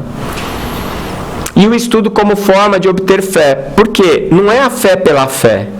É a fé raciocinada. É você acreditar, fé é convicção íntima. Você ter convicção, por quê? Porque você tem elementos suficientes para construir aquela certeza dentro de você. Não é uma coisa que te contaram, não é uma coisa que você vai porque os outros foram, é uma coisa que você realmente acredita, né? É por isso que a gente precisa do orai e vigiai. Eu acho que a gente já tem o 1%, os outros 99%, que é a transpiração, é orar e vigiar. Orar para pedir força, para pedir persistência, para pedir vontade, e vigiar para ir corrigindo os erros do caminho e ir tentando consertar as bobagens que você faz na medida do possível, né? Isso se chama reforma íntima, né? Reforma íntima é a cirurgia definitiva capaz de curar todos os males. O único cirurgião que pode fazer essa cirurgia em você é você. Não tem outro, né? As instruções estão todas no Evangelho. É só você seguir os passos e dar certo. Então é terapia espírita ou tratamento espírita? Tratamento, né? O centro espírita é uma espécie de posto de saúde avançada, né? E faz uma medicina muito mais avançada que a medicina do hospital, porque ele vai antes do efeito, está indo mais na causa, porque está indo lá, movendo, mexendo a alma, a essência, que é onde tudo acontece. Então, se eu conseguir fazer a transformação da minha alma, estudando, entendendo, compreendendo, eu não preciso passar pelo resto.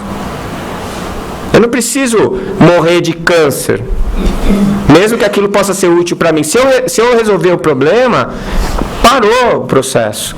Está cheio de gente que nasce com um oncogene para ter um câncer e não tem.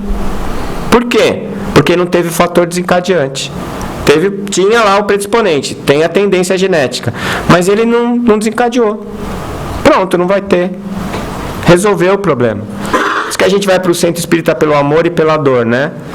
Eu nunca vi ninguém que foi pelo amor, vai todo mundo pela dor. Todo mundo tem uma história triste que levou para o centro espírita, né? A não ser quando você é de berço espírita, aí vem do amor da mãe e do pai, né? Mas aí não conta, porque vocês são privilegiados. A nossa turma aqui que pegou depois o bonde, os trabalhadores da última hora, né? Então a terapia espiritual e a terapia complementar espírita. Passe, água, desobsessão. Então, tirando o evangelho, que eu acho fundamental, o passe, a água fluidificada e a desobsessão são elementos que ajudam, né, a você encontrar o seu reequilíbrio.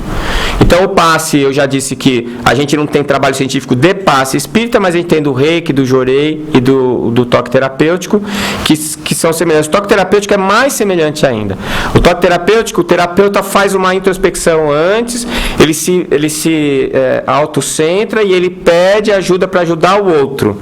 Ele se conscientiza do desejo dele de ajudar o outro, e aí ele chega e nem encosta no outro, apesar do nome toque, ele só põe as mãos sobre o outro. É ou não é o passe? Você acha que não tem nenhum espírito ali dando uma mão para ela? Claro que tem. Então é a mesma coisa. E tá mostrando claramente que funciona. Então ajuda, funciona. A água fluidificada, por que não funcionaria se a homeopatia funciona? Funciona também. Tá? Mas são coisas assim que são sugestões de equilíbrio. Sugestões de equilíbrio. A mesma coisa a desobsessão. A desobsessão ajuda? Ajuda. Resolve? Não. Se você mandou esse obsessor que está do seu lado embora, se você continuar na mesma vibração, tem uma fila. É igual a fila lá para passar no túnel lá para ir para Nova Jersey, lá em Nova York. Nós ficamos 1h30 parado. Não pode nem dizer que é trânsito. É ausência de trânsito, porque parado, né? São Paulo é uma maravilha perto de Nova York, né? Então, tem tanta gente para encostar em você que é igual aquela fila lá. Então não adianta tirar um, vem outro. O que é que precisa? Você precisa mudar. Você tem que se transformar. E se você se transformar...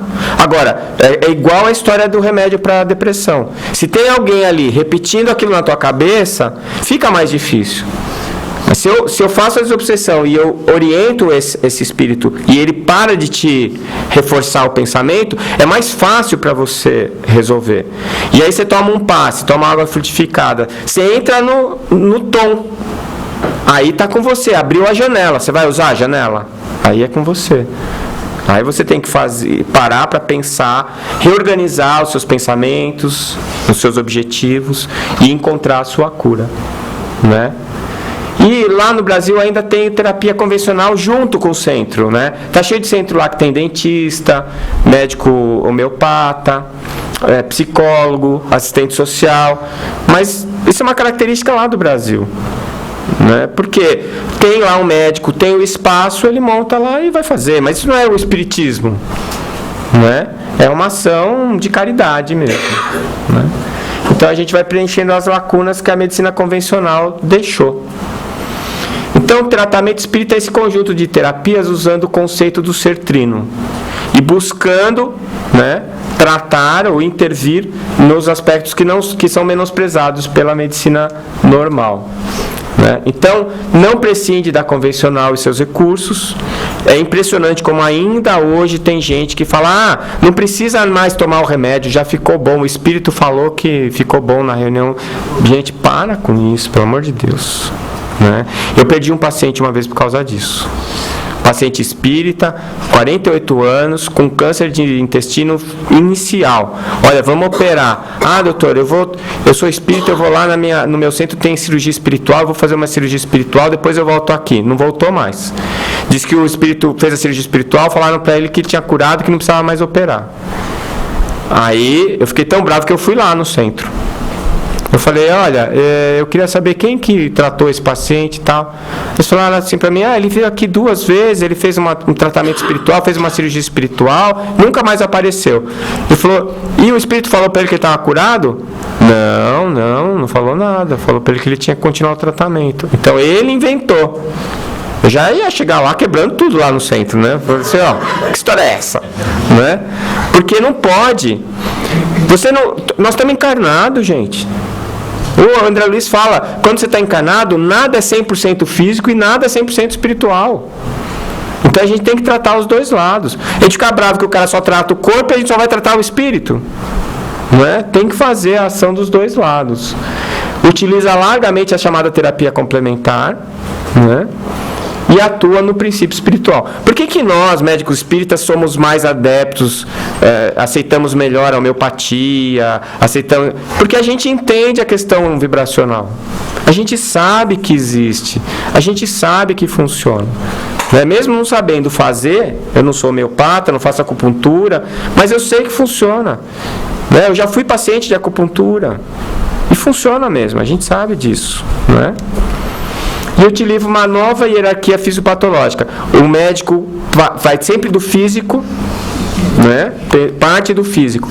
E a gente tem que partir sempre do espírito. A gente inverte, né? Essa é a visão holística do ser.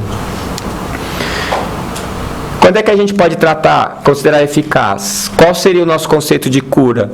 Quando a pessoa encontra paz interior, o equilíbrio da alma, né?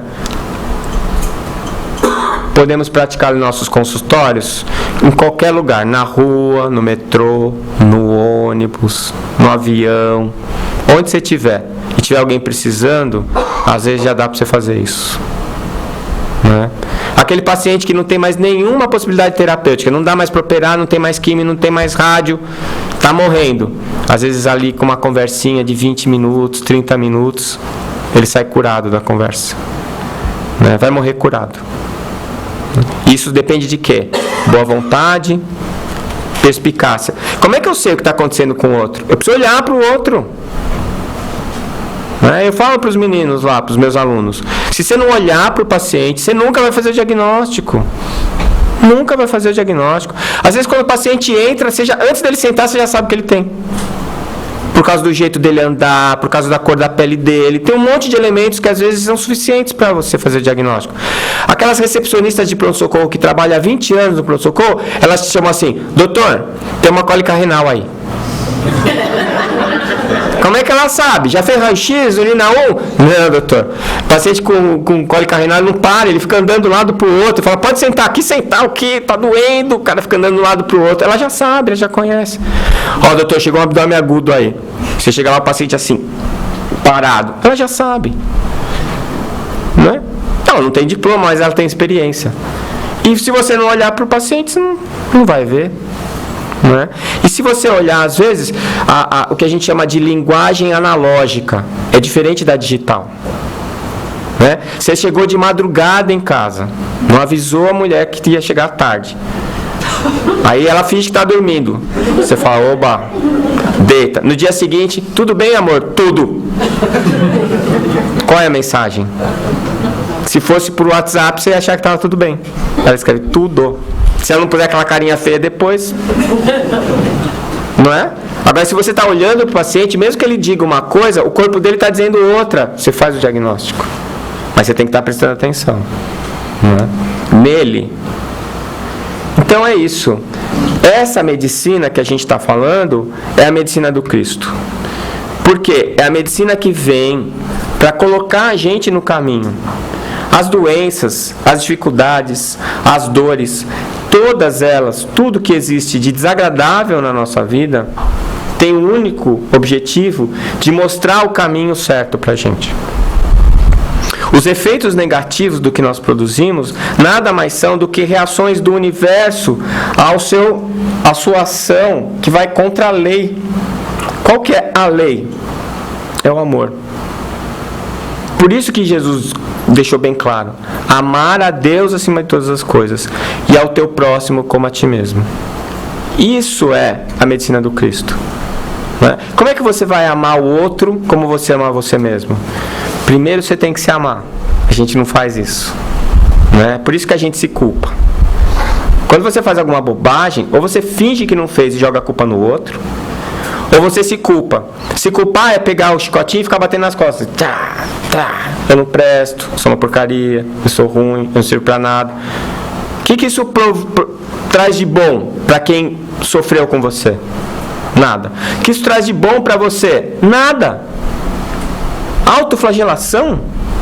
Culpa é autoflagelação. Então não é para eu me sentir culpado? Não. Então como é que eu vou corrigir os meus erros? Se arrependa, que é o diagnóstico. O arrependimento é o diagnóstico. Pisei na bola. E aí o que eu faço? Me sinto culpado? Vou me punir? Não. O que eu fiz de bobagem? E vai para a ação. É a responsabilidade. E aí eu vou atrás de corrigir o problema, porque é assim que eu aprendo. Não é? Se seu filho derrubou Coca-Cola no sofá, você pega, bate nele e põe de castigo, o que você ensinou para ele? Culpa. Se você chegou para ele e falou assim, olha, você viu que você jogou Coca-Cola no sofá? Ó, manchou o sofá. Vamos lá. Vai, pega o pano e ajuda ele a limpar o sofá. O que você está ensinando para ele?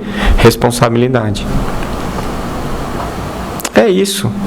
A gente precisa se amar, assumir a nossa responsabilidade, e aí a gente pode amar o outro como a gente ama a gente mesmo. Por que a gente é bom de achar a culpa no outro e a gente não consegue achar a culpa na gente mesmo? Porque a gente quer esconder a nossa. Então a gente mostra do outro, que é mais fácil e menos doloroso. Né? Então essa é a medicina do futuro. E por isso que eu falo que a terapia mais importante que existe é o Evangelho. O Evangelho entendido. Por isso que eu gostei do Espiritismo. Quando eu li o Livro dos Espíritos e quando eu li o Evangelho, a coisa estava ali muito clara, racional, colocada de uma maneira que eu podia aplicar. E se eu conseguir fazer isso, eu consigo ser uma pessoa melhor, mais feliz e saudável. Porque mesmo que o meu corpo não esteja bom, eu estou bem comigo mesmo. Mesmo que a minha vida esteja uma zona, uma confusão, eu estou me sentindo bem dentro de mim mesmo. Não é? Quando tudo está muito ruim, fecha o olho, olha para dentro. Não é? O reino de Deus está dentro de nós, não é isso? Então, essa é a medicina do futuro.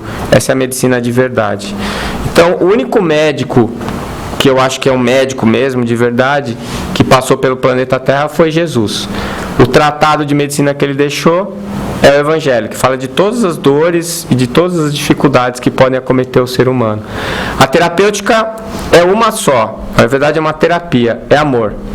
Amar a Deus acima de todas as coisas e ao próximo como a si mesmo. Qual que é a posologia? Não faça ao próximo o que você não gostaria que te fizesse. É fácil desse jeito e a gente não faz direito, não é? Mas a gente chega lá. Por enquanto, só resta agradecer a Ele que se sacrificou tanto para nos ensinar uma única lição que a gente ainda não aprendeu. Muito obrigado.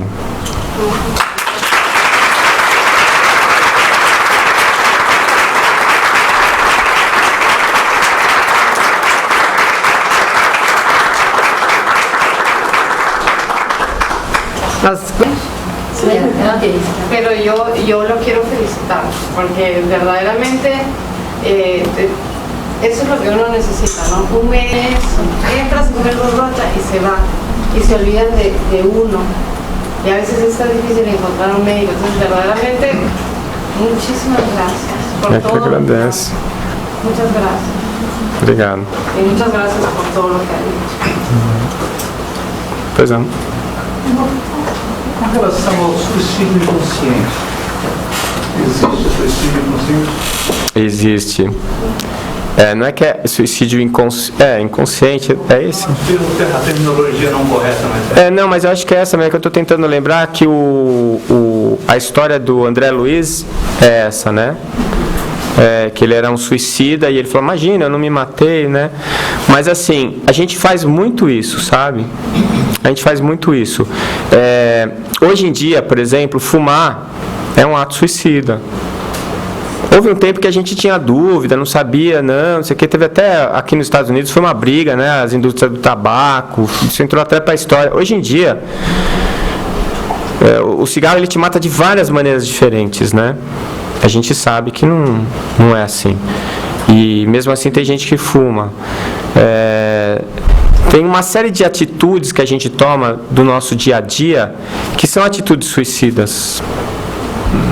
E muitas vezes a gente arruma uma desculpa para se acomodar dentro daquela atitude, dentro daquele... A gente tem muita dificuldade de mudar, né? Tem muita dificuldade. Acho que vale a lei da inércia da física, né? Tirar da inércia é difícil. E quando tiver alguma repercussão física, como no caso dos vícios, por exemplo, o cigarro, o álcool, as drogas, aí fica mais complicado ainda, porque o teu cérebro te induz, ele te pede o vício, e aí fica mais difícil de você resistir, né? Mas assim, existem várias situações que são suicídio conscientes, e às vezes um suicida não é suicida. Então, por exemplo, se você pega um paciente que está numa crise profunda de depressão e ele se mata, ele não é suicida, porque na verdade ele não queria morrer, ele queria não existir. E muitas vezes ele chega do lado de lá, não é considerado suicida. Então, o que determina se você é ou não suicida? Os teus motivos íntimos, né? O que é que te levou a tomar determinadas atitudes? Eu tinha uma paciente que ela era diabética, insulino dependente, e ela não tomava insulina e guardava uma garrafa de Coca-Cola embaixo da cama para tomar à noite. Uma vez eu fui passar o Intracat numa paciente em coma pré-diabético, em pré-coma diabético, e na hora que eu fui deitar a cama para preparar ela para o Intracat, tinha um saco de jujuba vermelha, sabe aquelas balas atrás da cabeça, ela só fazia assim. Em pré-coma diabético, ela não conseguia nem abrir o olho. E alguém levou a bala para ela lá, né? Alguém levou a bala para ela lá. Então, essa questão é uma questão assim, não é se você tomou uma ação específica para exterminar a sua vida, ou se você fez alguma coisa para que alguém tomasse essa ação. Mas o que a tua intenção íntima é que determina isso. Né? Pois não. Obrigada pela sua palestra, muitíssimo instrutiva. Qual é também o comportamento do paciente em relação ao médico? Eu aqui já fui, eu me sentei, o médico estava de costas para mim, no computador, me fez uma pergunta, eu não respondi. Fez a segunda, também não respondi, ele teve que se voltar, me olhar, e eu disse, eu só falo com o senhor se o senhor estiver me olhando, sabe?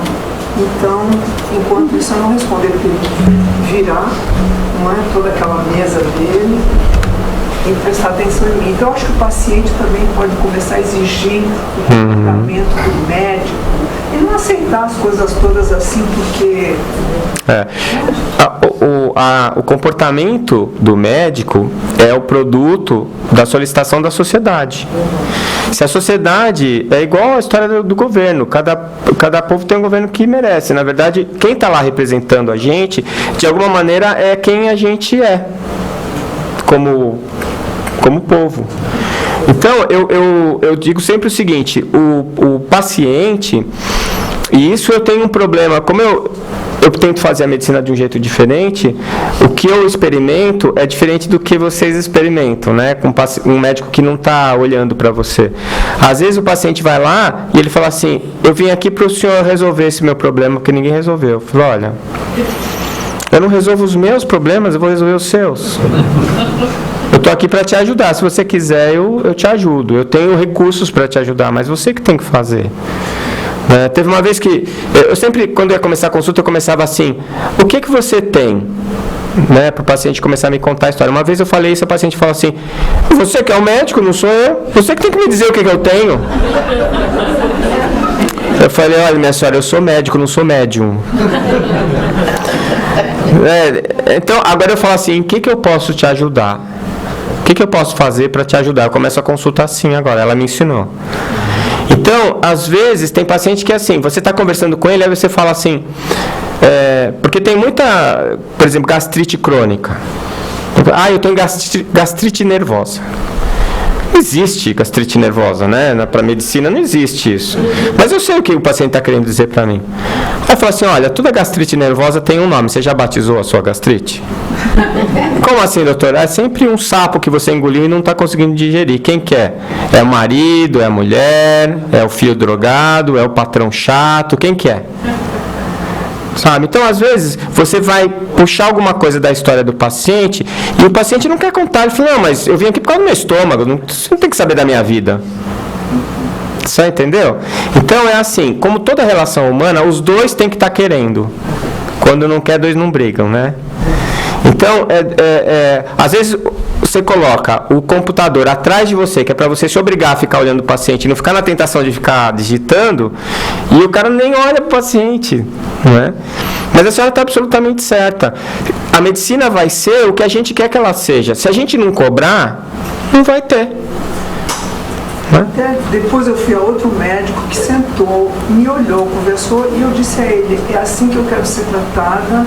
Parabenizo o senhor e diga para todos os seus médicos aqui tratar os pacientes assim, porque é assim que a gente quer ser tratado. É uma ação educadora, né? Nós não temos que ser completamente passivos. Com certeza. Entrar e educar também, especialmente. Aliás, o paciente. Também como a gente quer ser tratado, não é? O paciente, ela falou, nós não podemos ser completamente passivos. O paciente não pode ser nada passivo. A vida é dele, não é do médico. Então, às vezes, quando tinha a indicação de cirurgia, agora eu não estou operando mais, às vezes tem indicação de cirurgia, como é que eu vou decidir o que é melhor para o doente? Eu preciso mostrar para ele exatamente o que está acontecendo com ele, quais são as opções dele, os ganhos, as perdas, para ele decidir junto comigo e de preferência com a família, qual é a melhor terapia. Eu tive um paciente uma vez que a gente fez um diagnóstico de um câncer de esôfago nele, que era ressecável, dava para operar ainda. Ele falou para mim, doutor, não vou operar. O senhor sabe o que vai acontecer com o senhor sabe que daqui a pouco o senhor não vai conseguir nem engolir saliva, que vai ser muito ruim. Eu sei, doutor. Mas a gente vai fazer pelo menos uma radioterapia, doutor. Eu vou para minha casa, no meu sítio, e eu vou ficar lá até a hora que eu não conseguir mais ficar. O senhor sabe, eu sei, o senhor explicou, eu estou entendendo. Eu fiquei bravo com ele e tudo, mas a vida é dele. O que eu posso fazer contra isso? Nada, eu não posso obrigar ele. Nesse ponto, eu invejo muitos psicólogos. Ninguém consegue ir à força num psicólogo. Não é? Fala o que você sente. Não. Acabou. Não vou falar, não estou afim. Não quero. Minha mãe que mandou eu vir aqui, eu não quero falar. Ou então faz muito pior, que eu já vi Conta mentira, fica contando umas histórias, inventando e dá risada do psicólogo. Quer dizer, não consegue te obrigar. Na medicina a gente consegue obrigar o paciente, mas será que é isso? Às vezes a família quer obrigar o paciente a fazer um tratamento que ele não quer. Sabe? Então, isso é autonomia. A gente tem que dar autonomia para o paciente. Com o cuidado de você ter certeza que ele sabe o que ele está fazendo. Porque às vezes ele escolhe uma coisa por ignorância. Aí não. Mas se eu explicar direitinho, e não é uma questão de cultura, não. Porque eu já vi muita gente culta burra e muita gente sem cultura sábia. Isso é uma característica que não tem nada a ver uma coisa com a outra. Então, às vezes o paciente só não entendeu porque você não explicou. Explica do jeito que ele consiga entender, desenha, ele vai saber. E aí, junto, você vai concluir com ele o que nós vamos fazer. Então, a passividade ela não é desejável, na minha opinião. Eu fico revoltado às vezes eu vou fazer colonoscopia, endoscopia, aí eu operei a barriga. O que o senhor operou? Não sei não, doutor, o médico operou lá. Como é que o cara te opera, você não sabe nem o quê? Eu já fico meio assim, eu fiz uma bariátrica, que tipo? Eu não sei. Como assim? Tudo errado, né? Quer dizer, cada tipo traz uma consequência diferente, isso tem que ser discutido com o paciente. Como é que o paciente não sabe? Meu médico é que sabe, ele estudou, ele é que sabe. Está terceirizando a vida dela para o outro. A gente adora terceirizar tudo, né? Culpa, responsabilidade, tudo. Morreu, quem é o culpado? Ele, nasceu. Aliás, a maior causa de morte que tem é nascimento, né? Nunca vi ninguém morrer sem nascer primeiro. Não tem jeito. E a gente fica com essa coisa, sabe por quê? Aí eu jogo a culpa em alguém. E aí eu não preciso parar para pensar que o que me levou a isso? O que me trouxe aqui? Eu tenho uma paciente, ela tá com índice de massa corporal de 55%. Ela tem 1,52 m, ela está pesando 200 quilos. Ela não consegue entrar no consultório. Ela entra xingando a filha, sai xingando a filha. Ela não consegue respirar, ela está com insuficiência cardíaca. E ela fala que nada disso é por causa do peso dela. É que o médico dela do pulmão é uma droga, que ele não sabe dar o remédio direito para ela. Porque eu imagino que ela deve estar falando mal de mim também. E da última consulta que eu falei, olha, a senhora está se enganando, eu não vou fazer parte dessa comédia aí que a senhora armou. Porque enquanto a senhora não parar de comer e ajeitar a sua dieta e perder pelo menos 80 quilos, a senhora nem volta aqui porque eu não vou mais conversar com a senhora. Porque a senhora vai falar mal de mim igual a senhora fala do seu cardiologista, igual a senhora briga com a sua filha, igual... Ela falou assim, mas doutor, eu vi umas palestras suas no YouTube, o senhor não é espírita? Eu falei, por isso mesmo que eu estou falando isso para a senhora. A senhora é espírita? Piorou. Agora piorou. Agora que eu não vou mesmo atender a senhora enquanto a senhora não entrar numa dieta. Já consultou a nutricionista que eu dei o cartão para a senhora faz 15 dias? Não deu tempo. Então tá. Entendeu? Então, nunca é só um, né? Nunca é só um. E se os médicos estão acostumados a tratar mal o paciente, é porque os pacientes não exigem o tratamento adequado. Mas tem outro lado também. A gente precisa aprender, né, que a nossa vida, a responsabilidade da nossa vida, da nossa saúde é nossa. Não adianta terceirizar. Não tem jeito. Décio, nesse caso que você contou do senhor que preferiu voltar ao sítio, a responsabilidade dele do valor espiritual é grande, não é grande, porque ele tinha conhecimento, e você como médico espírita, até que ponto você pode ir com ele mostrando o lado espiritual? Olha, eu não sei te responder isso, para falar a verdade, mas assim, o que eu pensei? Ele está consciente, ele era inteligente, ele sabia exatamente o que ele estava fazendo. Eu conversei com a família, os filhos, a gente conversou junto no consultório. Ele estava determinado. Ele não queria, eu não ia forçar, sabe? Ele já estava morrendo. Eu acho que ele tinha direito a ter a morte digna, né, que ele escolheu para ele. O meu conceito de morte digna não era o mesmo do dele, mas o meu não interessa. Quem está morrendo é ele. Ele tem que morrer do jeito dele. Então, nesse sentido, a minha responsabilidade, é claro que ficou registrado, eu deixei, tenho o consentimento livre informado, deixei registrado que ele tinha feito aquela opção, ele e a família tinham consentido porque ele não queria. Agora, qual a responsabilidade dele espiritual? Aí a mesma resposta da questão do suicídio. Quais os motivos? Por quais motivos ele não quis? Não é? Porque, eu não sei, querer morrer não é um problema. O problema é como você quer morrer ou por que você quer morrer. Uma vez eu li em algum lugar, eu não lembro onde, que às vezes aquela angústia que a gente tem do nada, aquela tristeza, é saudade de casa. Não é? Aquela vontade de voltar para casa, que é o plano espiritual. É o que eu falei mesmo, o ruim é nascer.